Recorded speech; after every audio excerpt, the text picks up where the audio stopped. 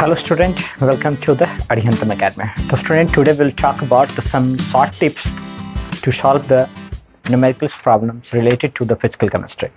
Right now, और अगर आप लोग नीट और जेई के एस्पायरेंट्स हैं तो ये टिप्स आपको बहुत काम करने वाला है. राइट ना, तो कुछ क्वेश्चंस पहले हम लोग डिस्कस करेंगे और उस क्वेश्चंस में एग्जैक्टली किस तरीके के टिप्स आप यूज कर सकते हैं उसको आज हम लोग सीखेंगे. राइट ना, ओके. तो देखो बेटा रे, हम लोग सॉल्यूशन के मतलब आपने पढ़ा होगा क्लास 12 सॉल्यूशन है ना, सेकेंड चैप्टर है. तो हमने उसके कुछ क्वेश्चंस को कलेक्ट किए हैं जिसमें ज़्यादातर बच्चों को प्रॉब्लम्स होते हैं. राइट ना, कि कुछ ऐसे क्वेश्चंस होते हैं गिवन होते हैं तो उसको बनाने में थोड़ी सी दिक्कतें आती है स्टूडेंट्स को. हमने कुछ ऐसे क्वेश्चन को सेलेक्ट किया. राइट ना, तो देखिए सबसे पहला चीज़ हम लोग डिस्कस करेंगे क्वेश्चन क्या है. तो सबसे पहला क्वेश्चन है बेटा, देखो क्या क्वेश्चन है. क्या है? an x molar solution of a compound, an x molar solution of a compound in benzene, ठीक है ना बेटा, in benzene has mole fraction of solute equal to 0.2. The value of x is, so the value of x is, ठीक है ना. मतलब इस question में मोलारिटी गिवन है और मोल फ्रैक्शन आपसे पूछा जा रहा है. ठीक है, तो एक तरीके से क्या गिवन, देखो x molar, that means molarity आपके पास गिवन है और आप मोल फ्रैक्शन भी गिवन है, तो आपसे x के बारे में पूछ रहा है.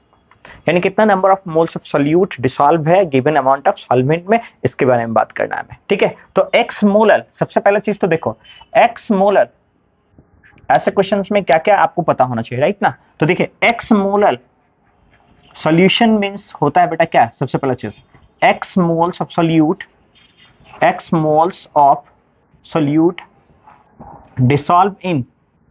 Dissolve in 1 kilogram of solvent. यानी सीधा सीधा मतलब है क्या कि अगर x mole of solute given है तो वो x मोल ऑफ सॉल्यूट किस में डिसॉल्व है, 1 किलोग्राम ऑफ सॉल्वेंट में गिवन डिसॉल्व है, और ये सॉल्वेंट आपका बेंजीन है. तो एक तो यहां से आप हिंट ले सकते हैं कि मोल्स ऑफ सॉल्यूट x हो गया और मास ऑफ सॉल्वेंट 1 किलोग्राम हो गया. राइट ना, मास ऑफ सॉल्वेंट 1 किलोग्राम हो गया, मोल्स ऑफ सॉल्यूट x हो गया. राइट ना, अब देखिए क्या पूछ रहा था. So fraction of solute is equal to 0.2, then the value of x कितना होगा. यानी कि अब दूसरा चीज गिवन है कि मोल फ्रैक्शन, ऐसे सॉल्यूशन का मोल फ्रैक्शन 0.2 है, तो x की वैल्यू फाइंड आउट करें. राइट ना, तो first we have to understand what is the relation between the mole fraction and the molarity of the solution, कि मोल फ्रैक्शन और मोलारिटी के बीच में क्या रिलेशन है. तो देखो बेटा यहाँ पर देखो हमने पढ़ा क्या, कोई बाइनरी सॉल्यूशन है आपके पास, कोई बाइनरी सॉल्यूशन है. लेट अस से दैट कि सॉल्यूट है A, सॉल्वेंट है B. ये बेटा सॉल्यूट है आपका और ये सॉल्वेंट है आपका. राइट ना, और Na is the number of moles of solute and Nb is the number of moles of solute solvent. Sorry, Na is the number of moles of solute, Nb is the number of moles of solvent. Now mole fraction of solute क्या होता है, so it is ratio of numbers of moles of solute to the total number of moles of solution.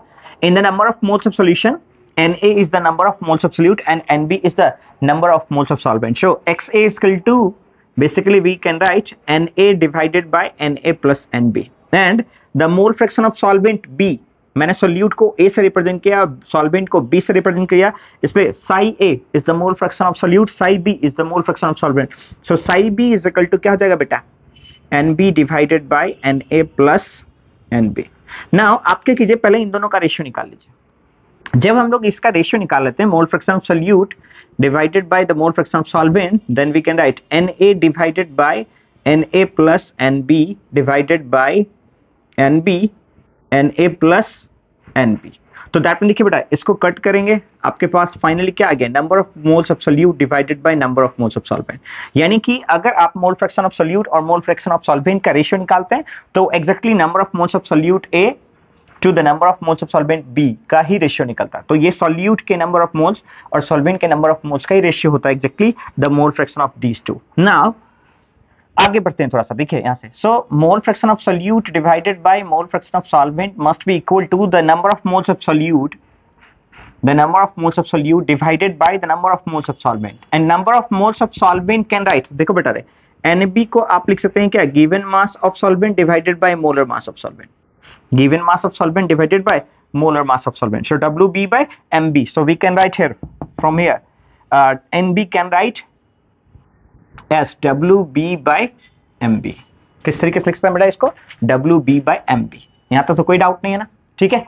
अब समझिएगा, इसको arrange कीजिए. यहाँ से क्या आ जाएगा, mole fraction of solute divided by mole fraction of solvent is equal to number of moles of solute into molar mass of solvent divided by weight of solvent, right ना. अब देखो, आप यहाँ से एक काम कर सकते हैं, यहाँ पर जो MB है आप उसको इधर भेज दो, नीचे आ जाएगा ये. देन क्या आ जाएगा, यहाँ से देखिए, mole fraction of solute divided by mole fraction of solvent into molar mass of solvent is equal to exactly number of moles of solute divided by weight of solvent. अब देखो बेटा, number of moles of solute divided by the weight of solvent, that is exactly molality, ठीक है ना. ये क्या है, exactly molality. अब मोल फ्रैक्शन में अगर मास ग्राम में गिवन होता तो यहां पर हम लोग क्या कर सकते हैं, molality is equal to number of moles of solute into 1000 divided by weight of solvent in gram. अब देखो, आप क्या करो, दोनों को कंपेयर कर लो. यानी हम क्या कर सकते हैं, इस टर्म को मोलालिटी में कन्वर्ट करने के लिए हमको 1000 से मल्टीप्लाई करना, इस टर्म को मोलालिटी में कन्वर्ट करने के लिए 1000 से मल्टीप्लाई करना. अब चूंकि ये वाला टर्म्स इसके बराबर है तो इस टर्म्स में भी क्या करना है, 1000 से मल्टीप्लाई करना. तो कंपेयरिंग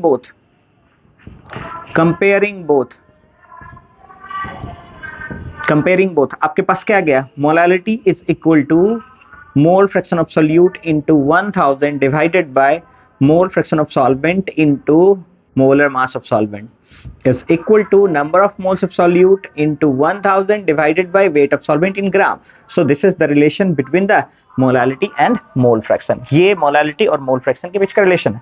अब आप चाहें तो XB को 1 minus X से लिख सकते हैं. So that molality is equal to mole fraction of solute into 1000 divided by 1 minus XA into MB is equal to number of moles of solute into 1000 divided by weight of solvent. So this is the relation exactly between the molality and mole fraction. अब अगर ये चीज समझ में आ गया तो ये formula, ये फाइनल फॉर्मूला आपके पास, इस फॉर्मूला के हिसाब से अगर आप इससे ऐसे क्वेश्चन को सॉल्व करेंगे तो with in the second questions क्या हो जाएगा, सॉल्व हो जाएगा, राइट ना. तो पहले आप देखें तो सब कुछ क्लियर है क्या, सब कुछ क्लियर है क्या. हमारा क्वेश्चन ही थोड़ा सा रह गया.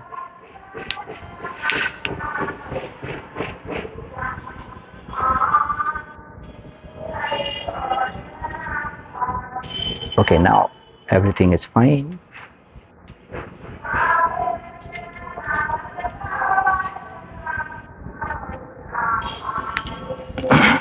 Okay, okay बेटा, चलें, take a screenshot and then we are going to solve the problems, right ना. Okay, यहाँ तक कोई प्रॉब्लम नहीं है, ठीक है. नाउ अब देखो, इसको हम सॉल्व करते हैं. फाइनल फॉर्मूला ये हमारे पास है ना. चलो देखो, तो विद इन द सेकेंड ये किस तरीके से सॉल्व होता है आप देख सकते हैं यहाँ पे, देखो है ना. तो दैट में देखो बेटा रे, फॉर्मूला क्या गया, we need to find the value of x, ठीक है. So what we have seen that m is equal to, formula क्या है आपके पास, XA कितना है 0.2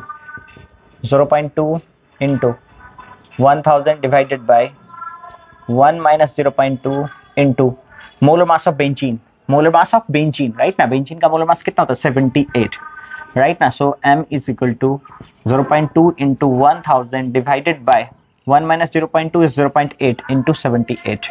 डेसिमल से डेसिमल कट गया, 2 चौक 8 हो गया बेटा. यहाँ पे देखिए 251,000, तो आपके पास है कितना 250 डिवाइडेड बाय 78, तो 7 या 21 यानी 3 21 है एंड 8 24 21 और 3 35 7 दूनी 14, सो 3.2. यानी कि आपके पास मोल्स ऑफ सोल्यूट कितना आ गया, moles of solute is equal to 3.2. So x is your 3.2. x कितना आ गया बेटा आपका 3.2. यहाँ तक तो कोई डाउट नहीं है ना, यहाँ तक तो कोई डाउट नहीं है ना, क्लियर है यहाँ तक. चले ओके, टेक ए स्क्रीनशॉट, फिर हम अगले क्वेश्चन की ओर बढ़ेंगे.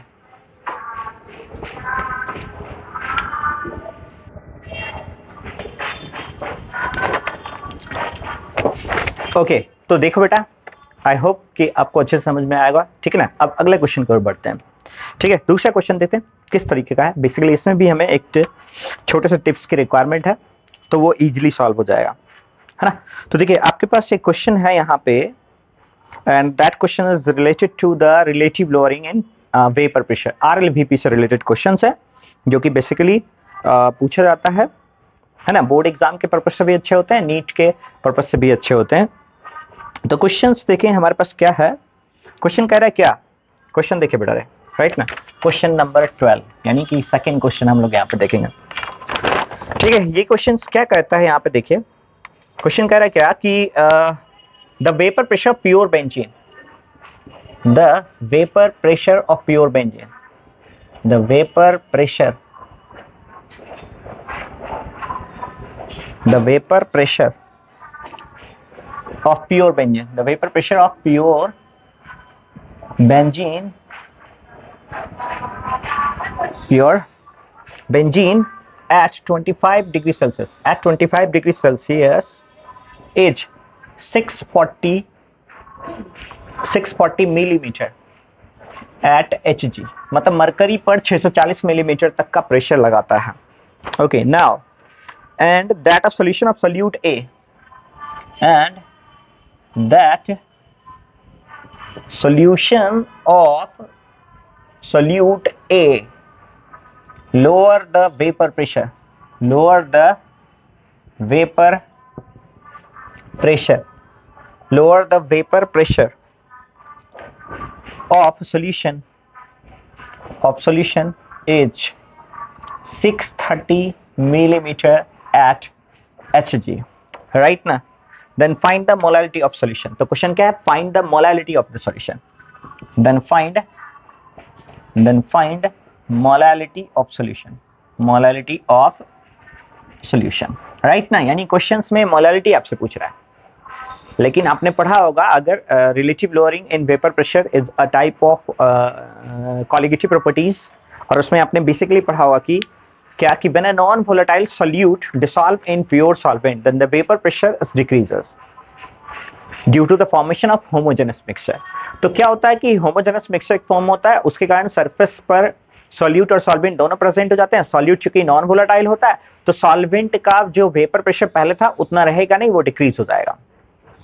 In that case the relative lowering in vapor pressure is equal to the mole fraction of solute added। अब वही क्वेश्चन, वही प्रॉपर्टीज ये कहता है कि जितना मोल फ्रैक्शन ऑफ सॉल्यूट आप मिक्स करते हैं प्योर सॉल्वेंट के साथ उतना ही ज्यादा रिलेटिव लोअरिंग होता है, राइट ना। उतना ही ज्यादा क्या होता है, रिलेटिव लोअरिंग होता है। तो आरएलवीपी के लिए हमने एक क्वेश्चन, हमने एक फॉर्मूला पढ़ा है for RLVP, delta P by P naught is equal to mole fraction of solute. delta P by P naught is the mole fraction of solute, is equal to the mole fraction of solute now, and delta P को हम लोग कर सकते हैं क्या, P naught minus PS divided by P naught is equal to mole fraction of solute। तो यहाँ पर आपको दो तीन बातें याद होना चाहिए। P naught is the vapor pressure of pure solvent, pure solvent का vapor pressure होता है, and PS is the vapor pressure of solution, vapour pressure of solution. तो एग्जैक्टली क्या है बेटा, देखो P not minus P S divided by P not equal to mole fraction of solute. ये हो गया अपना इक्वेशन नंबर 1। हमको चाहिए क्या, we have to calculate the molality, हमें मोलालिटी चाहिए, लेकिन फॉर्मूला में हमें क्या मिलेगा, मोल फ्रैक्शन मिलेगा। So exactly that is the termed as mole fraction of solute. ये क्या है बेटा आपका, मोल फ्रैक्शन ऑफ सॉल्यूट। और हमें क्या चाहिए बेटा, हमें चाहिए मोलालिटी ऑफ द सॉल्यूशन। हमें क्या चाहिए, मोलालिटी चाहिए। तो अभी जस्ट हमने मोलालिटी और मोल फ्रैक्शन के बीच में क्या रिलेशन है उसका डेरिवेशन देखा था। तो देखो बेटा यहाँ पर क्वेश्चन, यहाँ पर फॉर्मूला लिखा हुआ है molality equal to mole fraction of solute into 1000 divided by 1 minus mole fraction of solute into molar mass of solvent। so that is the exactly formula of molarity, so it is considered as equation number 2, right ना। तो अब देखो बेटा यहाँ पे समझो, देखो है ना, अगर हमारे पास क्या है, mole fraction P not minus P S by P not है, तो देखिए मोल फ्रैक्शन ऑफ सॉल्यूट यहाँ पर भी है, मोल फ्रैक्शन ऑफ सॉल्यूट यहाँ पर भी, तो जहां जहां पर एक्स है वहां पर ये फॉर्मूला रख दें, then molality equal to formula बन गया। देखिए molality equal to mole fraction of solute, यानी that is equal to P not minus P S divided by P naught into 1000 divided by 1 minus XA, that means 1 minus P naught minus PS divided by P naught into molar mass of solvent। अगर ये formula आप apply करते तो with in the minute या with in the second आपको problems क्या हो जाएगा, क्लियर हो जाएगा, राइट ना। सो सॉल्यूशन की ओर बढ़ते हैं आगे। देखो यानी यहां से क्या आगे बढ़ा रहे, ये है मोल फ्रैक्शन ऑफ सोल्यूट, ये है मोल फ्रैक्शन ऑफ सोल्यूट। अब आगे की ओर बढ़ते हैं, ठीक है ना। यहां से फर्दर हमें बस अब क्या करना है, वैल्यू पुट करना है। पी नॉट गिवन है, पी एस गिवन है, पी नॉट गिवन है, P not, P S, P not सब कुछ गिवन है। मोलर मास ऑफ बेंजीन 78 होता है क्योंकि आपके पास जो सॉल्वेंट गिवन है वो है बेंजीन। अब धड़क सा लगाइए formula. So m is equal to P not minus P S. So what is the vapor pressure of pure solvent? Vapor pressure of pure solvent is 640 millimeter and the vapor pressure of solution is 630 millimeter। तो P not है बेटा क्या आपका, P not है 640, PS है 630। Then देखो यहाँ से ध्यान दो, ठीक है ना। सो P नॉट है 640, PS है 630। देन क्या हो जाएगा यहाँ पर देखो, P नॉट माइनस PS, तो 640 minus 630 divided by 640 into 1000 divided by 1 minus 640 minus 630 divided by 640 into molar mass of solvent is 78, right ना। तो इसको भी सॉल्व कर लेते हैं पहले, है ना। सो मोलरिटी इसको देखो 640 माइनस 630, 640 माइनस 630 10 बचेगा बेटा, 10 बटा 640 गुना 1000 डिवाइडेड बाय 1 माइनस 10 बटा 640 इंटू 78, राइट ना। देन मोलरिटी इक्वल टू 1010 कट के बेटा रहे तो 1/64 हो गया, 1 गुना 1000, ये वाला 64 नीचे चला गया।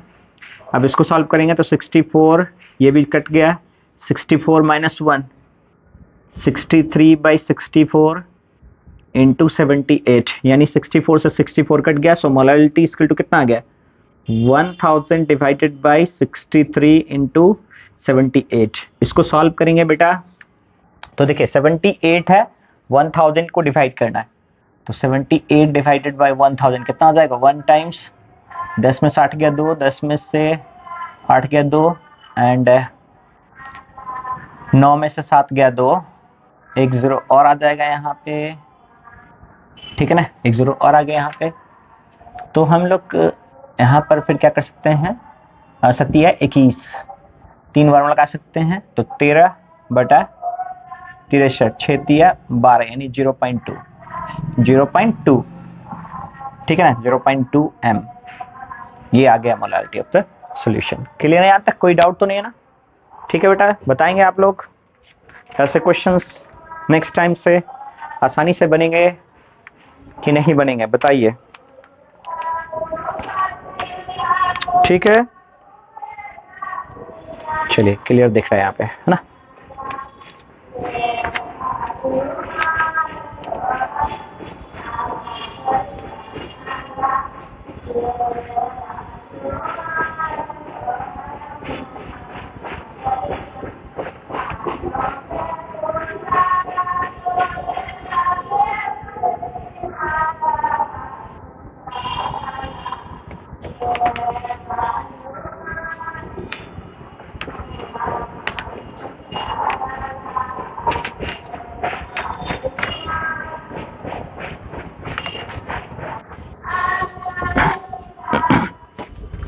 ओके बेटा, अब देखें कुछ ऐसे क्वेश्चंस, राइट ना। यानी यहाँ पर क्या देखो, क्या क्वेश्चन कर रहे हैं बेटा कि 1 मोलरिटी 1 m गिवन, राइट ना। सो 1 m of 2.5 litre NaOH solution is mixed with another 0.5 m of 3 liter NaOH solution। मतलब दो सॉल्यूशन है जिनको मिक्स कर रहे हैं। Then find out the molarity of resultant solution. तो रिजल्टेंट सॉल्यूशन की मोलरिटी पूछी जा रही, मतलब दो सॉल्यूशन को मिक्स करके रिजल्टेंट सॉल्यूशन की मोलरिटी क्या होगी। तो देखो बेटा यहाँ पर बेसिकली हम लोग तो ये कह सकते हैं ना कि molarity is equal to number of moles of first solution plus number of moles of second solution divided by V1 plus V2, मतलब दोनों सॉल्यूशंस के वॉल्यूम क्या होना। अब देखो ये नंबर ऑफ मोल्स है, ये नंबर ऑफ मोल्स है, तो नंबर ऑफ मोल्स कैसे निकालते हैं देखो, यानी molarity is equal to simple होता है बेटा क्या, number of moles per unit solution. So volume से मोलैरिटी को मल्टीप्लाई कर देंगे, then N is equal to molarity into V, यानी एबीसी को कंपेयर करके यहां पर रखो। देन क्या हो जाएगा देखो, molarity of resultant solution is equal to n1। n1 कैसे निकाल सकते हैं बेटा, m1 into v1, क्या करके m1 into v1, so that is called m1 into v1 plus n2 कैसे निकाल सकते हैं बेटा रे, m2 into v2 divided by v1 plus v2। अब देखो m1 कितना है, 1m है, सो 1 into v1 कितना है, v1 2.5 प्लस m2 कितना है बेटा रे, m2 है 0.5 into वॉल्यूम कितना बेटा 3 divided by v1 2.5 v2 3। Now 2.5 plus 5 3 जा 15, 1.5 divided by 5.5, so it is equal to 4.0 divided by 5.5, so that is called 40/55। so that is the resultant solution, right? अब ये resultant solution है बेटा, देखो यहाँ से 40/55, तो इसको डिवाइड करो कितना आ जाएगा देखो, 5 से 11 × 55, 5 से 8 × 40, so that is equal to, so m is equal to 8/11। अगर 8/11 है तो देखो 11 से 8 को कट करो, डेसिमल लगाओ, 80 हो गया, 11 7 77, ठीक है ना, 3, ठीक है 30, 11 तो नहीं 22, यानी 0.72 m। क्लियर है, यहाँ तक कोई डाउट तो नहीं है ना, ठीक है, क्लियर है। तो इस तरीके के इक्वेशंस को हम ऐसे सॉल्व कर सकते हैं, है ना, इस तरीके के सॉल्यूशंस को हम लोग ऐसे सॉल्व कर सकते हैं, है ना, कोई डाउट तो नहीं ना। तो मिलते हैं नेक्स्ट वीडियो में कुछ ऐसे ही शॉर्ट टिप्स के साथ। सी यू।